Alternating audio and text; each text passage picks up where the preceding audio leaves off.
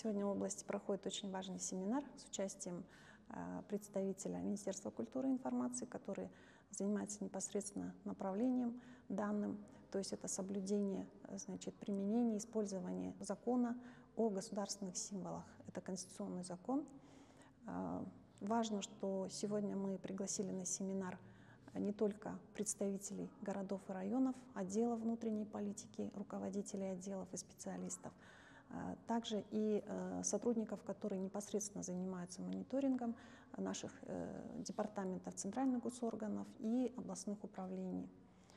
Очень важно, что сегодня будут обсуждены вопросы не только пропаганды, проведения общественно значимых мероприятий, но сегодня будут обсуждаться вопросы стандартов и применения непосредственно самих государственных символов. Это герб, это флаг и, конечно же, это гимн Республики Казахстан.